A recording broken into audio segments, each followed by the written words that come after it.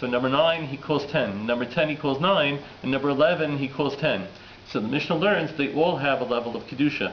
So the 9th one is Ne'achal b'mumo. The 9th animal you'll eat when it gets a mum. The 10th animal you'll bring as a korban, and the 11th one you'll bring as a korban as well. So the Gemara takes up, let's say a person appoints a shliach to take ma'aser for him. So Zidmar Omer l'shluchot seva aseralai. If a person tells a shliach, a messenger, an agent, go take ma'aser for me, Rapapi Shmei Ravamar Kara L'Chi Asiri Kadosh L'Chadasar Asiri Enu Kadosh. Rapapi says, let's say he appoints a shliach, and now the shliach messes up. The shliach starts miscounting.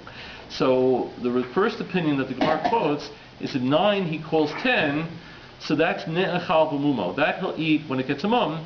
So that he says that's not so terrible. He doesn't lose out. He just sticks around. He waits till the animal gets a blemish and he'll eat it. So he didn't lose out so much for that.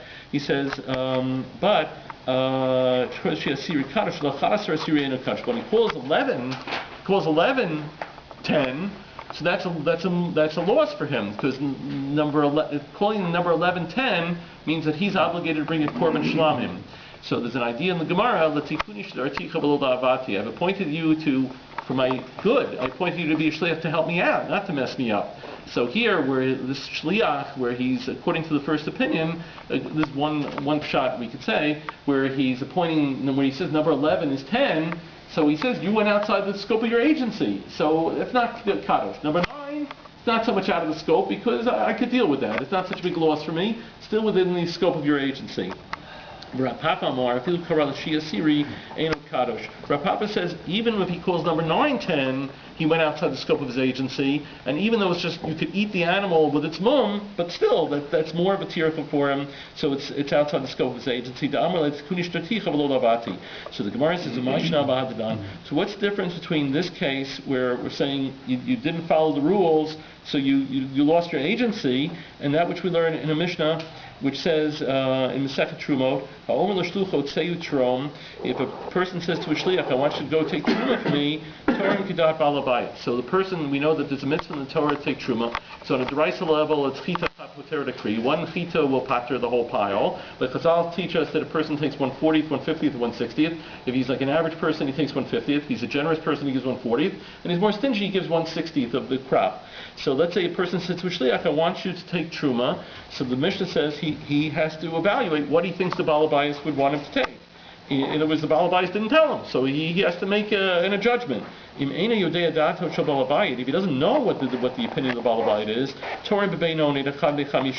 so then he has to default and say, I'll take 1/50th. I don't know what he wants, I'll take 1/50th. Let's say he took 1/40th or 1/60th, truma to truma. So he made an evaluation, but it wasn't a correct evaluation. So he evaluated the guy would give 1/40th. And then he took truma, and the guy says, "What are you talking about? I never give 1/40th. I give 1/60th. I give my minimum. It's like taxes, whatever." So I'm not helping these Kohanim out. So it says, nevertheless, it's truma to truma. So why is it by the maaser we say, I'm disowning you as a shliach because you messed me up, and I don't hold by anything you did, and anything you did has no koach. And here by truma we say you're stuck with it. So Amri, they said, Hatam and here Moshe is going to read it now, but let me just say it outside. So over there the Gemara says there are people who do give 1/40th, there are people who give 1/60th, so it's within like the reasonable realm of assessment that a person could say, that's the way I judge that he would give. But here, nobody goes around calling 11-10, or like 9-10. That's just like a bona fide mistake. So there he could say, I disown you. Here, he made a reasonable error of judgment. Okay, let's hear from